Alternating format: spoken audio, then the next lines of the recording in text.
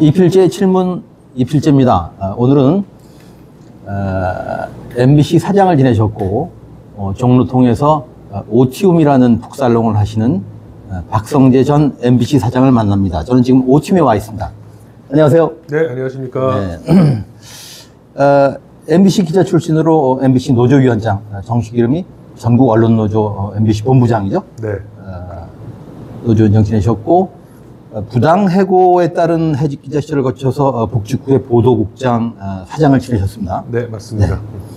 네. 그리고 나서 MBC 사장을 그만둔 후에는 이 북살롱 오티움을 차리셨고 음악 감상회 하시면서 또 부인께서는 이제 북토크를 지속하고 있지 않습니까? 네.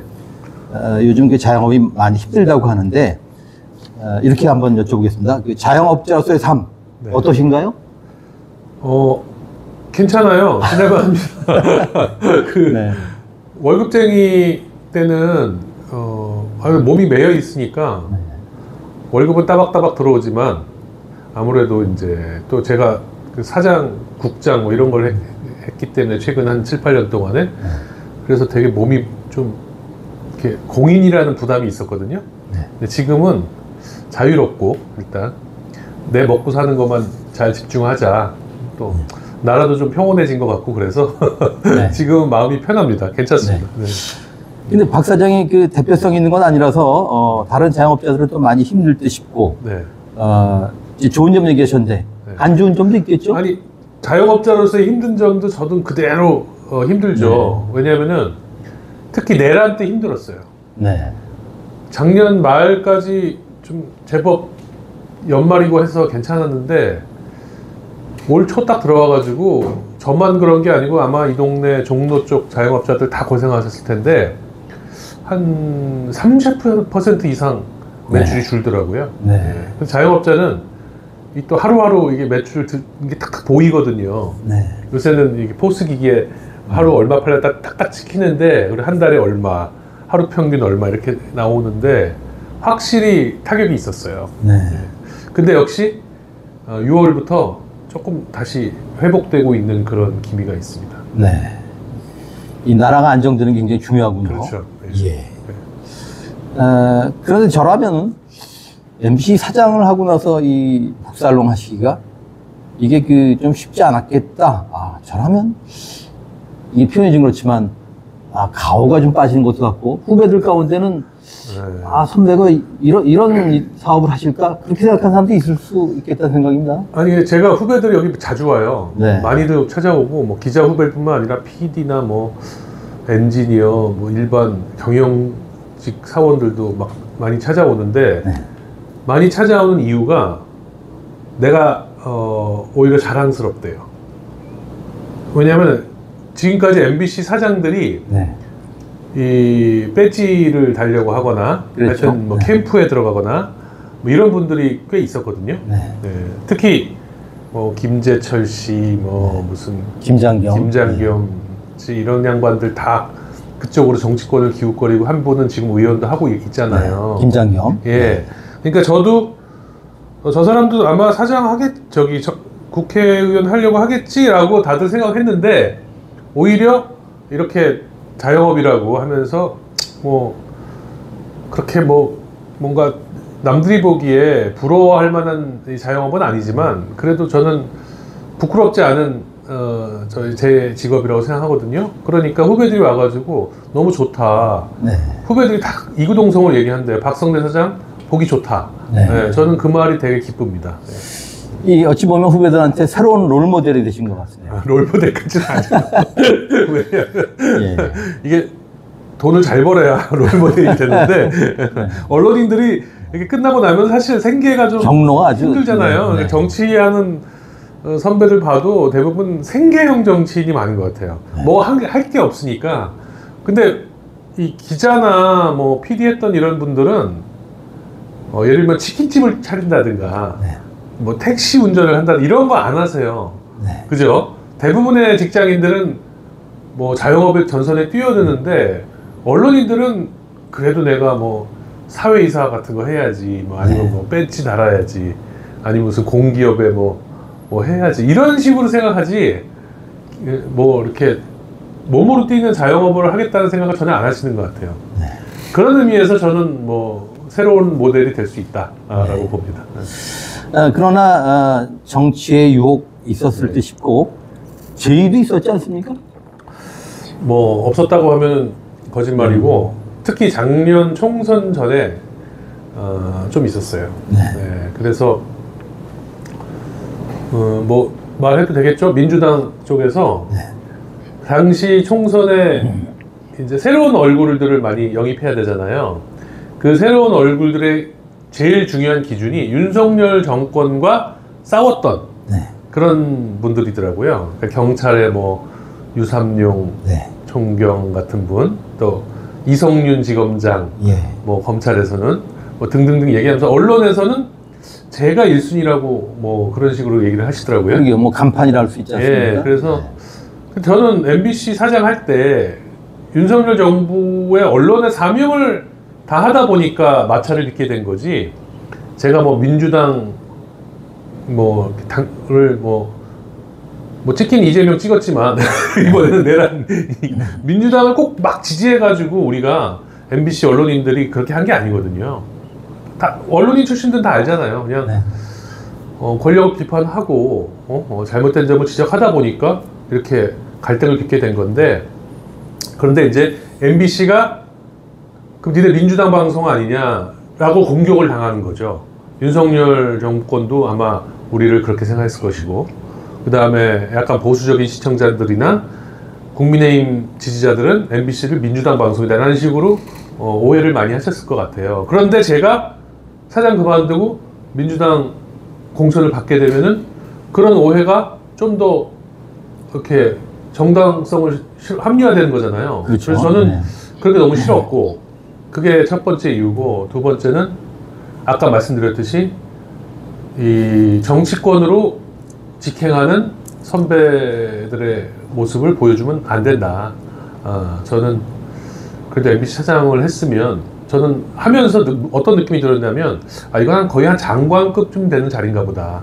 KBS나 MBC 사장은 어디 가나 대우받고, 뭐 무슨 행사에 가면은 꼭 앞쪽에서 축사를 해달라고 하고, 네. 응? 그리고 국회의원들도 저희들한테 쩔쩔매고.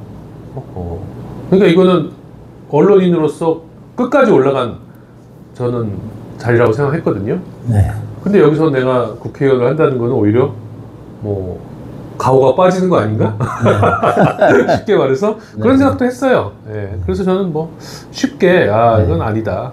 저는 결심할 수 있었습니다. 예, 쟁이들이 흔히 뭐 해설 박스를 잘 써야 한다는 얘기를 하는데 해설을 또 이렇게 하시니까 네, 예. 또 아니 뭐 이렇게 자연스럽잖아요. 네, 그러네요. 예. 그러게요. 전임 최승호 사장과 더불어 예. 이런 경로가 또 하나의 그 모델이 될 수 있겠다 그런 생각이 드네요. 최승호 선배가 지금 그 뉴스타파로 돌아가셔가지고 열심히 그 4대강 다큐를 만들고 계시지 않습니까? 네. 그런 것도 저한테 영향을 많이 줬습니다. 최승호 선배는 저보다 연조가 꽤 위고, 그야말로 제가 존경하는 언론인이었고 또 가까운 선배였고, 그 양반이 걸어간 길이 너무 나는 존경스러웠기 때문에 나도 최승호 선배가 세워놓은 전통을 흐트러뜨리면 안 된다라는 생각도 있었어요. 네. 이래서 선배가 중요하군요. 그렇죠. 네. 그런데 말입니다. 네. 윤석열의 친위 쿠데타를 막은 소위 이제 빛의 혁명 견인차랄까요? 네. 비상행동. 네. 그러니까 윤석열 즉각 퇴진 사회 대개혁 비상행동이 12.3 불법기염 직후에 심야에 네. 이 오티움에서 네. 태동한 거로 그렇게 네. 알고 있습니다. 네. 네. 그런데 박 사장도 이른바 그 수거 대상 아니었습니까? 예, 뭐 모르겠어요. 500명 안에는 들어가지 않았을까요? 네. 예. 그래서 감회가 남다를 것 같아서 좀 여쭤봅니다. 아니, 그날 그날- 상황은 네. 그날 밤에 그 뉴스를 막 보다가 여의도로 가야 되나 보다. 막 이재명 대표가 막 여의도로 와달라고 그러고, 그래서 여의도로 가려는 참에 전화가 온 거예요. 모 시민단체 대표 하시는 분이 OTM을 좀 빌리자는 거예요. 그래서 아마 명동 성당 쪽으로 다 모이실래다가 그쪽이 여의치 않았나 봐요. 근데 여기 가깝잖아요. 네. 그래서 여기가 생각나가지고 전화했다는 거예요. 그래서 오시라고. 그래서 저는 일로 왔어요. 오면서 와이프랑 같이 차를 몰고 오다가 오늘 만약에 계엄이 성공하면 여기 오시는 분들은 아마 다 잡혀갈 텐데, 수배 대상이 되거나 나도 아마 같이 될 것 같다. 더군다나 장소를 또 제공하고, 응? 그럴 경우에 우리 부부 중에 한 명은 둘 다 들어가면 안 되지 않겠느냐. 그 당신은 나만 내려주고 집으로 들어가라 그러고 내가 혼자 있겠다. 그래가지고 저 혼자 올라왔어요. 와이프는 들어가라 그러고. 그리고 여기서 한 10여 명이 모이시더라고요. 이제 이름만 대면 알만한 그 단체 대표분들이. 그래가지고 심각하게 회의를 하다가 1시에 그 계엄이 해제되는 걸 딱 보고, 그때부터 이제 우리가 어떻게 저 인간들을 응징할 것인가, 윤석열 내란 세력을 응징할 것인가로 회의 분위기가 확 바뀌었어요. 예, 그러면서 저도 마음을 놨죠. 그래도 좀 상당히 그날 새벽까지는 꽤 걱정이 됐었어요. 이러다가 또 다시 뭐 하는 게 아닌가. 그날 밤이 좀 이렇게 기억에 많이 남아요. 저는. 오줌이 그러니까 역사의 현장이 됐군요. 예, 아니 후배들도 좀 많이 걱정되더라고요. MBC가 분명히 예를 들어서 뭐 군인들이 간다면 언론사 중에 MBC도 분명히 대상일 텐데, 제가 막 전화를 걸어봤어요. 방송하고 있는 후배들한테. 그랬더니 야, 회사 앞에 탱크나 뭐 장갑차 안 왔냐 그랬더니 안 왔다고 하더라고요. 그래서 그냥 이상하다 그랬는데, 또 뭐 그 김어준 씨 하는 거기에 또 갔다고 그러잖아요. 예, 그래서 제가 무슨 작전으로 이런 거를 한 건지 뭐 잘 이해가 안 되는 상황이었어요 그때. 뭐 이해가 안 되는 게 여러 가지 뭐 있습니다만. 근데 이거 가벼운 질문인데, 아까 이거 부부가 같이 수감되면 안 되겠다 그런 말씀하셨습니다만. 그러나 윤석열, 김건희는 같이 수감이 되겠죠? 저는 근데 뭐 시간차도 있고 뭐 하겠지만 둘 다 막 잡혀가는 거를 막 박수치고 응원하고 이런 생각은 없어요. 약간 비극이라는 좀 생각이 들어요. 그 사람들이 정말 잘못을 많이 했고 나라와 국민들에게 씻을 수 없는 죄를 지었지만 이 전직 대통령하고 영부인이라고 불렸던 사람이 한꺼번에 같이 이렇게 하는 게 사람들이 보면 되게 막 착잡하고 막 창피하고 부끄럽고 그럴 것 같아요. 듣고 보니까 또 그러네요. 그렇다고 한 사람만 봐주자는 얘기는 아니고 그냥 심정이 그렇다는 거죠. 알겠습니다. 오티움 자랑 좀 해주시죠. 과거 이제 한길사의 그 김현호 사장이 그런 글을 쓴 일이 있습니다. 한때 종로 소지가 없어졌다가 지금 이 종강역에 생기긴 했습니다만은 그 시절에 그 종로 소지가 없는 종로에 뭐라 할까 이런 글을 쓴 일이 있는데. 오티움 이러다 종로에 명소되는 거 아닙니까? 아니, 명소가 돼야죠. 원래는 1년 정도 해보고 잘 안 되면은 접어야 되나 뭐 이런 생각을 했었어요. 근데 지금 1년 한 3개월 넘어갔거든요. 근데 다행히 안착하고 있다는 생각이 들고요. 특히 아까 처음에 말씀하셨지만은 저는 이제 음악 위주로 이렇게 활동을 많이 하고 우리 와이프가 좀 중심이 돼가지고 출판사나 작가들하고 이렇게 많이 연계가 돼서 북토크를 거의 한 달에 한 두세 번 이상, 거의 일주일에 한 번 가까이 해요. 근데 그게 완전히 정착이 돼가지고 뭐 알아서 작가나 출판사 분들이 뭐 연락도 해오시고 그러면서 어떻게 아셨냐고 그러면은 아니 뭐 출판계에 소문 다 났대요. 여기 북토크 하기 좋다고. 그 작가들도 하고 싶다고. 그래서 저는 자리 잡을 수 있을 것 같다. 큰 돈은 못 벌어도 뭔가 저의 이 인생 후반기를, 인생은 60부터인데 아직은 60도 안 됐거든요. 그러니까 후반기를 앞으로 뭐 이렇게 재밌게, 의미 있게, 큰 돈은 못 벌지만 그래도 먹고 살면서 이렇게 지낼 수 있다는 생각이 듭니다. 여기가 그러니까 관철동인가요? 네. 3.1빌딩 뒤죠? 네, 바로 뒤입니다. 어떤 분들이 오시면 좋습니까?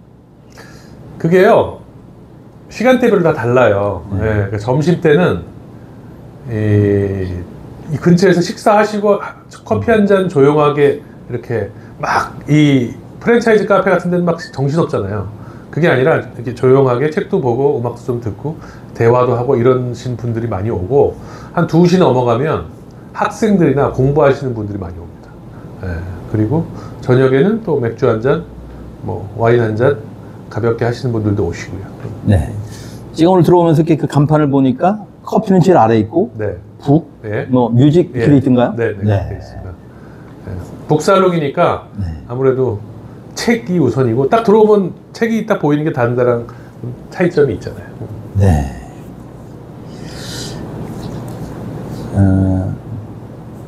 MBC 사장 퇴임하신 후에 공영방송 순환사인 MBC를 날리면 이런 책을 내셨습니다. 네. 이재명 정부가 출범한 후에 이제 그 방송 3법 개정 논의가 이루어지고 있습니다만은 공영방송 수장을 지내신 분으로서 네. 공영방송을 지키는 요체가 뭐라고 생각하십니까?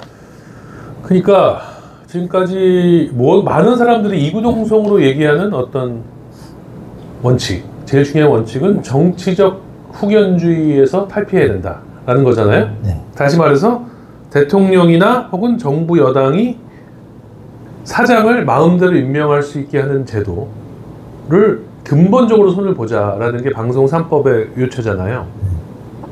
예를 들어서 윤석열 전 대통령의 술친구인 박민 씨라든가 아니면 파우치, 박장범 사장, KBS의 경우에 이런 사람들이 이렇게 대통령 마음대로 사장이 되는 이런 거를 이제 탈피해서 뭔가 시민들이 혹은 시청자들이 이렇게 사장을 뽑는데 영향을 많이 미치고 그런 의사가 좀 대변이 돼가지고 또 사원들의 또 지지하는 그런 신망 있는 리더들이 나와야 된다. 정당이나 정치권은 손을 떼라. 요게 요체인데 여기까지는 저는 이제 하나만 알고 둘은 모르는 이제 시각이라고 보고요. 두 번째 더 중요한 게 있다고 봐요. 왜냐하면은 옛날과 달리 방송사들이 국민들의 인기나 신뢰도도 그렇지만 기본적으로 먹고 살기가 되게 힘들어졌어요. 그러니까 뭐 다 알잖아요. 넷플릭스, 뭐 OTT, 유튜브, 이 방송 콘텐츠는 시간을 가지고 벌이는 경쟁인데 우리가 여가 시간에 TV를 보는 시간의 경쟁에서 방송사들이 지금 계속 패배하고 있거든요. 네. 그럼 그걸 어떻게 되찾아야 되는지 그러려면은 새로운 어떤 비즈니스 모델과 비전과 어떤 경쟁력을 이끌 수 있는 그 경영진이 나와야 되는 거죠. 한마디로 말해서 능력 있고 비전 있고 뭔가 미래에 대한 청사진이 있는 사장이 나와야 되는데 요것도 정치적 이거하고 좀 다른 얘기예요. 네. 이런 거를 이렇게 이런 사장을 뽑을 수 있도록 할 때 예를 들어서 우리 정당 혹은 우리 진영에 저 사람이 유리한가 불리한가 이런 걸 따지기보다는 일반 전문가들이나 이런 분들이 많이 모여서 사장을 뽑게 되면 이사들 가운데 그런 분이 많이 들어가고 그러면은 아무래도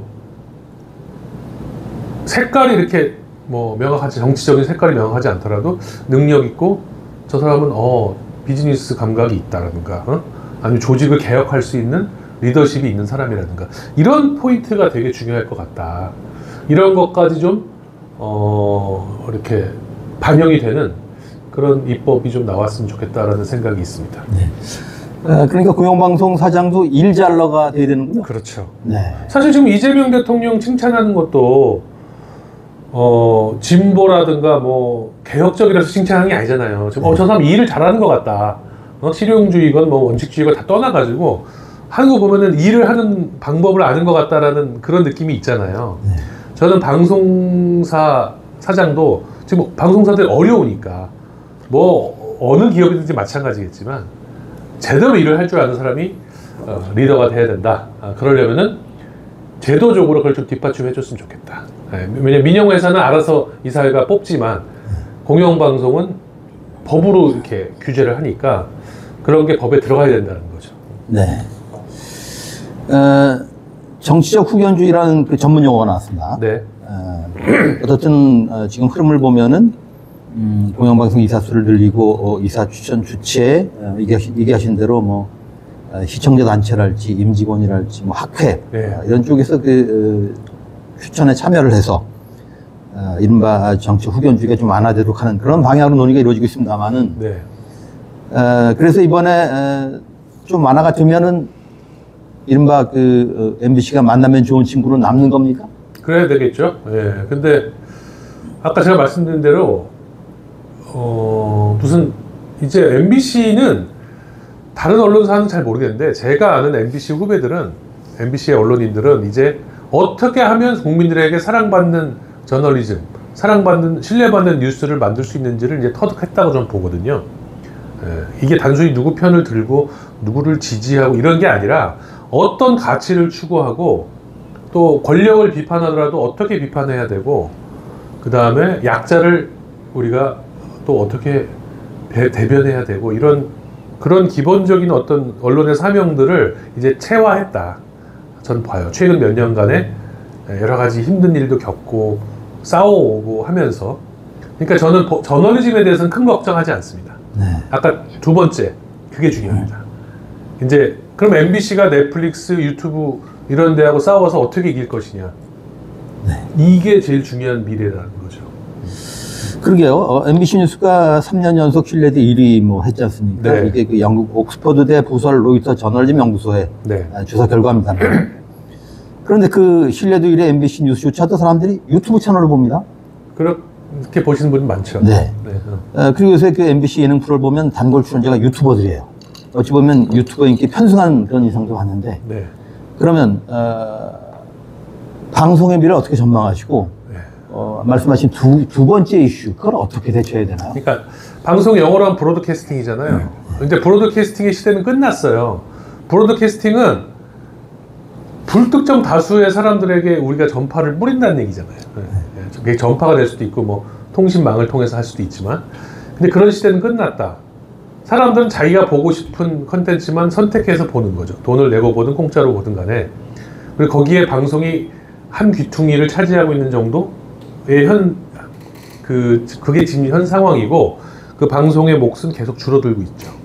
광고에서도 그렇고 뭐 여러 가지 어떤 점유율에서도 그렇고 시청률에서도 그렇고 그러면은 이걸 어떻게 극복할 것이냐 저는 딱 하나밖에 없다고 생각해요. 뭐냐 방송이라는 그 껍데기를 벗어야 된다. 제가 사장할 때 만든 말이 하나 있어요. 나름 제가 만든 슬로건인데 우리 사원들이 많이 동조를 해줬거든요. 그게 뭐냐면 MBC는 지상파 TV가 아니다. 우리의 정체성을 바꿔야 된다. 그럼 뭐냐? 지상파 TV를 가진 컨텐츠 그룹이다. 이 차이를 아시겠어요? 네. 예. 그러니까 우리는 컨텐츠 그룹이다. TV가 아니고. 근데 우리 컨텐츠 중에 어떤 거는 지상파 TV에다 내고, 어떤 거는 유튜브에다 내고, 어떤 거는 OTT에다 내고, 이런 전략으로 가면 된다. 그럼 우리는 살아남을 수 있다. 라는 게 제 생각이었고, 그 생각에서 나온 게 예를 들면은 피지컬 100 같은 예능 프로그램이었고, 물론 지금은 그 만들었던 PD가 밖으로 또 나갔어요. 네. 그 다음에 그 다큐멘터리도 나는 신이다 같은 거 우리 MBC PD들이 만든 거거든요.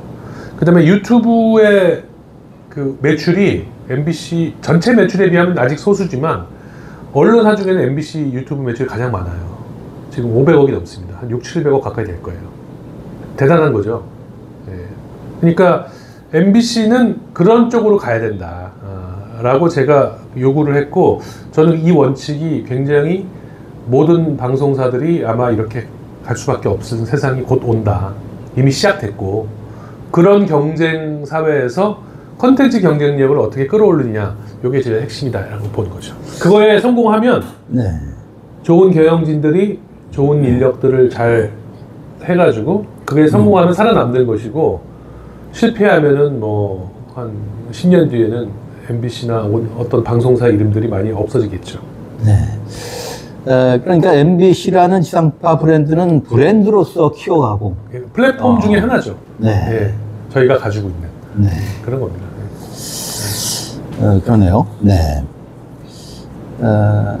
그런데 방송사법 관련해서 MBC는 지켜낼 수 있을 것 같습니다만은 SBS를 비롯해서 10개 지역 민방 노조들이 반발하고 있는 것이 보도 책임자 임명동의제를 이제 공영방송에만 적용하겠다는 그런 얘기 아닙니까?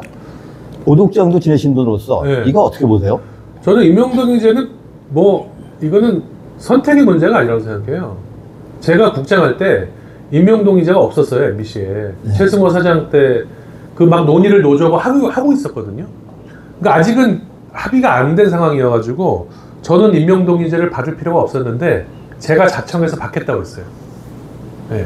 제가 선례를 먼저 남기겠다. 네. 그러니까 사장이 저보고 최승호 선배가 괜찮겠어? 그러더라고요. 그래서 제가 아니 사장님 50% 동의도 못 받는 국장이 그 국장 하면 되겠습니까? 제가 만약에 50%를 못 넘으면 떨어져야죠. 그만둬야죠. 걱정 마십시오. 저는 그냥 받겠습니다. 이렇게 해가지고 받았거든요. 그러니까는 임명동의제라는 거는 최소한의 어떤 기본이다. 그런 것들을 경영진이 이렇게 거부하거나 하면은 뭐 민영 공영을 다 떠나가지고 적어도 대한민국에서 보도를 하겠다는 사람들이면 뉴스를 만들겠다는 회사면은 그건 기본이라고 생각합니다. 네. MBC 사장하시면서 네. 보도국의 뭐 편성권, 신문 같은 편집권 이거 잘 지켜주셨습니다. 단 한 번도 제가 침해한 적이 없고 무슨 보고가 나가겠다고 보고를 사전 보고를 받은 적도 없습니다. 심지어 바이든 날리면 네. 그때도 저는 몰랐어요. 이게 예를 하나 드려드릴게요. 모 방송사 사장이 그 며칠 뒤에 저한테 전화를 했어요. 바이든 날리면 사태 며칠 뒤에. 자기는 보고를 받았대요. 정치부장한테. 그래가지고 사장님 대통령이 이런 얘기를 했는데 이거 지금 청와대에서 다 지금 현재 엠바고가 걸려 있는데 좀 있으면 엠바고가 풀립니다. 우리도 뉴스를 내야 될 것 같은데 어떡할까요? 라고 보고를 했다는 거예요. 근데 그 사장이 그랬대요. MBC 내면 내. 그러니까 자기들은 겁이 나는 거예요. 근데 저는 단 한 번도 보고를 못 받고 자기들끼리 냈어요. 네. 그것도 보도국장도 그런 내용은 알고 있었지만 엠바고를 풀리기를 기다리면서 보고 있었는데 디지털국에서 먼저 내버렸어요. 유튜브에다가. 그런 게 MBC입니다. 예. 네. 저는 뭐 간섭한다거나 이런 거는 상상도 없은 일이죠. 네. 알겠습니다. 돌이켜보면은, 언론에도 그게 심각한 이슈였습니다만은, 이 정권의 기후는 이정표격인 사건이었던 것 같습니다. 그렇죠. 네. 예. 이 정권 아니네요. 전 정권이네요. 네. 해직 기자 시절에 하이엔드 수제 스피커 쿠르베를 개발하셨지 않습니까? 이 특허까지 받으셨는데 이런 질문 한번 드려봅니다. 그 수제 스피커의 장인으로서 네. 저 같은 똥귀 음악은 즐기고 싶은데 이런 똥귀들한테 좀 팁을 주신다면 어떤 팁을 주시겠습니까? 음악을 좋아하시나요? 좋아하는데 저는 유튜브 정도 음질이면 뭐 큰 불만 없습니다. 근데 들어보면 달라요. 네.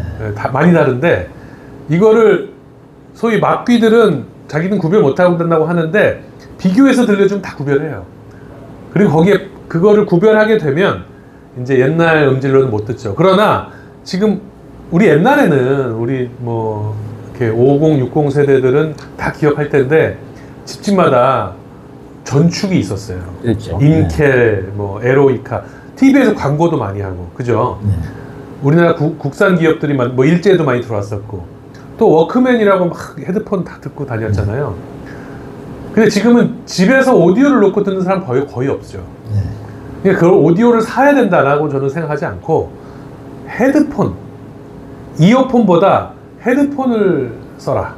조금 괜찮은 헤드폰. 그렇다고 뭐 100만 원, 200만 원짜리 필요 없고 한 50만 원 언더에서 2, 30만 원짜리 꽤 괜찮은 블루투스 헤드폰들이 많이 나와 있어요. 그걸로 들으면 유튜브로 듣는 거하고 뭐 이렇게 제대로 된 음질로 듣는 거하고 차이가 확 납니다. 저는 헤드폰을 많이 권해드립니다. 네. 어차피 집에서는 오디오 못 트니까 헤드폰, 이어폰보다는 헤드폰이 좋다. 귀에도 좋고 사운드에도 좋고.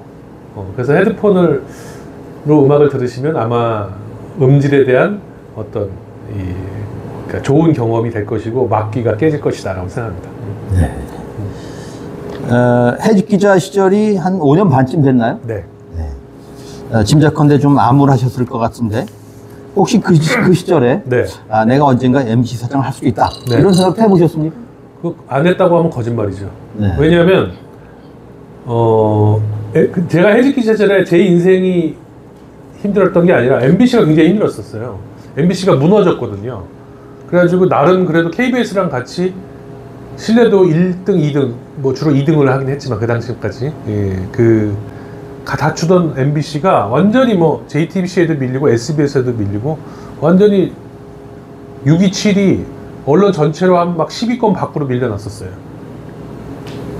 그걸 밖에서 바라보는 제 마음이 어떻겠습니까? 저걸 누가 가서 바꿔놔야 되는데 저게 사장 탓이잖아요. 네. 이 능력 없고 정권만 바라보는 그런 이 무능력한 사장들 때문에 MBC가 이렇게 된 건데 이거를 바꾸려면은 사장이 바뀌어야 되는데 내가 한번 해봐야겠다 이런 생각 나중에 돌아가서 그런 생각 안 할 수가 없죠. 네. 대학에서는 국문학을 전공하셨지 않습니까? 네. 그리고 기자, 방송 기자를 하셨는데 네. 이 빌제 7문의 구독자 제가 7문어라고 명명을 했는데 네. 7문어한테 좀 슬기로운 맑을 생활에 대한 팁이랄까요?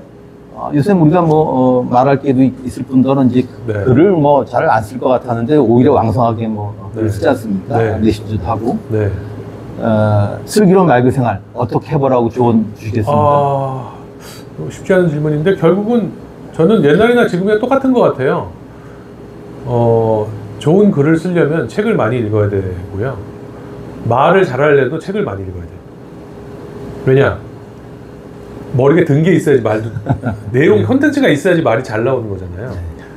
이렇게 말을 잘하는 훈련은 발음과 뭐 스피치 훈련 같은 거는 노력으로 극복할 수 있지만 머리에 든 게 없으면 공허한 얘기만 하게 되잖아요. 저는 그래서 늘 책을 많이 읽는 게 답이다 네. 라고 생각해요. 구양수의 삼다가 답이군요. 네. 네. 특히 저도 사실 웹소설 같은 거 보는데 웹툰이나 웹소설은 이제 좀 많이 좀 지향하고 제 애들이나 뭐 후배들한테 많이 젊은 애들한테 얘기 많이 합니다. 실제로 종이책을 많이 봐라. 네. 종이책 보는 습관이 되게 중요하다. 동의합니다만 종이책 뭐가 다릅니까?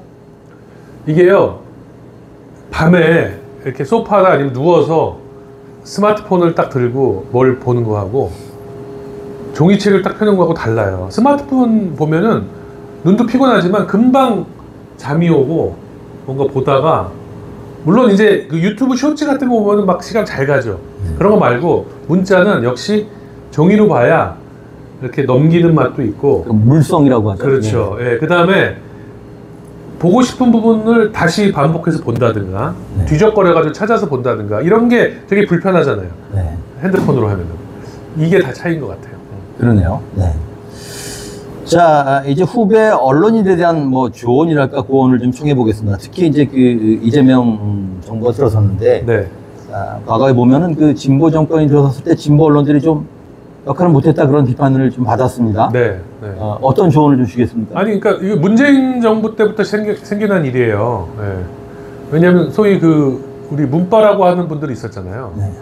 그분들이 문재인을 지켜야 된다, 인이 하고 싶은 대로 해, 네. 하면서 모든 언론으로부터 부당한 언론으로부터 문재인을 지켜야 된다라고 하면서 조금만 비판이 가해지면 막 이렇게 댓글이나 이런 걸로 공격을 하고 거기에 당한 언론인들도 많았는데 그 중에는 제가 봤을 때 정당한 비판도 많았지만 언론인이나 기자에 대한 되게 좀 무리한 그런 것도 있었어요. 그런 거에 쪼는 거죠. 언론인들이. 저는 근데 자기 검열을 하는 거죠. 자기 검열을 하게 되죠. 근데 저는 그게 이런 것 같아요. 스스로 내 기사에 대한 내가 만드는 뉴스, 내가 쓰는 기사에 대한 자부심이 있으면은 해결이 되는데 그게 아니라 이렇게 쓸려가는 뉴스들 있잖아요. 이렇게 받아쓰기 하고 누가 이런 말 하고 저런 말 하고 이런 걸 가지고 제목만 바꿔서 또 편집자들이 제목 자극적으로 달고 해가지고 쓰레기 같은 기사 많이 나오거든요. 이런 거에 자기 이름이 자꾸 올라가면 기자 본인도 창피하죠. 그러니까 저는 내가 제대로 쓴 기사, 탐사 보도든 아니면은 특종이든 간에 내가 기자 이름을 걸고 떳떳하게 낼 수 있는 기사로 권력을 비판할 수 있으면 그게 문재인이든 이재명이든 괜찮은 거다. 그리고 거기에 대해서 지지자들이 만약에 공격을 하면 당당하게 대응하면 된다. 그리고 그런 건 결국 알아준다, 사람들이. 저는 그렇게 봅니다. 네. 그러니까 팬덤 정치도 문제입니다만 이제 팬덤 언론이 돼버리는 그런 문제가 있는 것 같습니다. 그렇죠. 예. 팬덤에 이렇게 뭔가 아부하는 언론, 그런 언론이 될 수도 있죠. 그러면 안 됩니다. 네. 네. 이거 돌발 질문인데 이 필지의 질문에 혹시 다음 출연자를 추천해 주신다면 누구를 추천하시겠습니까? 아, 그래요? 최승호 선배가 네. 그 좀 있으면 다큐가 나온대요. 네, 나오죠. 예, 네. 최승호 선배를 제가 소개시켜 드릴 테니까 네. 최 선배하고 인터뷰해 주시면 아마 최 선배도 흔쾌히 응해 주시지 않을까 알겠습니다. 생각합니다. 네. 자, 네. 자 이제 스피드 퀴즈 형식의 진실 게임입니다. 네. 유퀴즈 온 더 블럭의 그 유퀴즈 같은 건데요. 네. 이 필지의 칠문의 약칭이 이 칠문인데 이 퀴즈라고 제가 명명을 했습니다. 네. 10개의 그 단답식 답변을 주면 되는데 3개는 패스할 수 있습니다. 네. 1. 나의 애장품. 네, 여기 보이는 쿠르벤 스피커입니다. 네. 이게 제가 제일 처음에 만든 겁니다. 네. 1호군요. 네, 1호인데 안 팔고 가지고 있었어요. 네. 집에다 놓고 있다가 여기다가 갖다 놓은 겁니다. 이게 네. 저의 평생 아마 죽을 때까지 저의 애장품이 될 겁니다. 네. 저게 가격은 얼마나 하는 겁니까? 제가 처음에 시작할 때는 한 800만 원 정도 했거든요. 네. 지금 그러니까 가장 최근까지 1,200만 원에 팔았는데 저에게 물려받은 네. 이 쿠르베를 물려받은 직원이 근데 지금은 회사 문을 닫아가지고 네. 지금은 구할 수가 없습니다. 예. 2. 가장 갖고 싶은 물건. 물건이라기보다는 저는 개인 공방을 갖고 싶어요. 작게라도. 그래서 한 5평? 에서 10평 사이면 제일 좋을 것 같고. 뭘 만드실 겁니까? 뭐든지. 네, 스피커도 다시 만들 수 있고, 뭐, 가구도 만들 수 있고, 이것저것 해보고 싶은 게 많은데, 제가 이거 하느라고 지금 아마 이걸 안 했으면, 이 북살롱을 안 했으면은 어디다 만들었을 거예요. 네. 제 작업실. 네. 3. TV는 사랑을 싣고 나간다면 만나고 싶은 사람. 아, 이거 패스하겠습니다. 네, 제가 뭐 딱히 생각나는 사람이 없어요, 진짜로. 네. 네. 네. 4. 나의 흑역사. 요거는 이따가 나의 다른 질문이 비슷한 게 있을 것 같아서 이것도 패스. 예. 첫사랑. 요거는 뭐 굳이 패스할 필요는 없을 것 같고 중학교 3학년 때 제가 남녀공학을 다녔거든요. 네. 근데 제가 어떤 반에 어떤 여자애하고 썸씽이 좀 있었어요. 네. 근데 사실은 전 다른 여자애를 좋아했었어요. 네. 근데 그 여자애하고 소문이 나니까 어떻게 할 수가 없어서 그 진짜 내가 좋아하는 여자애한테 고백을 못 했었는데 네. 대학교 간 다음에 그 여자애를 찾아갔던 적이 있어요. 네. 근데 되게 매몰차게 저를 거절하더라고요. 네. 그게 제 첫사랑입니다. 네. 이거 뭐 단편소설 같습니다. 네, 그래서 제가 물론 이제 사귀질 못했어요. 네. 근데 마음속에 첫사랑은 다 누구나 있는 거잖아요. 네. 그러니까 대학교 때까지는 그 친구가 저의 계속 첫사랑이었습니다. 네. 외나무 다리에서 절대 만나고 싶지 않은 사람. 김재철? 아니, 요거는 이렇게 여담인데 네. 제가 해직된 지 얼마 안 돼가지고 EBS에서 전화가 왔어요. 작가분이.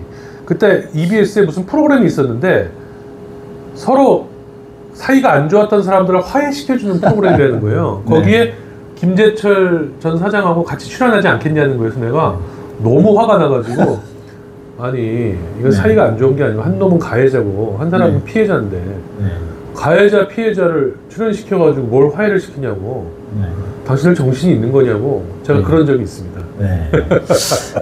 그러네요. 네. 7. 나의 인생 노하우. 네. 저는 뭐 노하우라기보다는 그냥 제가 삶을 이렇게 하는 건데 모든 것을 잘하려고 노력할 필요 없다. 노력을 열심히 할 필요 없다. 모든 것에 중요한 순간에만 잘하면 된다. 네. 이게 제 철학 같은 겁니다. 그러니까 예를 들면 국장 할 때도 하루 모든 뉴스를 다 보지 않았어요. 네. 그냥 알아서 부장들이 알아서 다 해라. 근데 그날에 나가는 50분짜리 뉴스 중에 반드시 국장이 체크해야 하는 뉴스가 있어요. 예, 이런 거는 꼭 봐야 돼. 글자 하나까지 다 봅니다. 예, 그런데 나머지는 대충. 네. 저는 그렇게 살았고 사장할 때도 마찬가지였고 그 중요할 때 판단을 잘하고 이걸 잘하면 나머지는 다 용서되고 중요하지 않다라고 봅니다. 네. 왜 리더십 스타일 얘기할 때 그 또깨형 있지 않습니까? 네, 네. 또깨형 가까운 그런 리더셨나요? 똑깨까지는 모르겠지만 하여튼 저는 게으른 편은 맞아요. 네. 네. 나의 컴플렉스. 제가 30살 이후로 몸무게가 거의 세 자리였어요. 그게 늘 컴플렉스입니다. 배가 많이 나오고, 심지어, 근데 이제 한때는 운동 열심히 해가지고 제가 80kg 때까지 뺀 적이 있었거든요. 그 시절로 돌아가기 위해서, 지금 운동을 열심히 하고 있습니다. 지금 두 자리로 거의 들어왔습니다. 축하드립니다. 네. 자, 버킷리스트 있으신가요? 아까 그거랑 비슷한데, 개인 공방, 작업장과 오디오룸이 있는 전원주택을 짓는 거. 네. 그게 저의 버킷리스트. 혹시 묘비병이 있습니까? 생각해도 외명은 없지만 굳이 만든다면 뭐 이런 거면 될 것 같아요. 이만하면 잘 살았다. 네. 아쉬움은 있어도 후회는 없다. 뭐 그 정도? 네. 예, 고맙습니다. 이 필자의 질문, 오늘은 박성재 전 MBC 사장을 만났습니다. 고맙습니다. 네, 고맙습니다.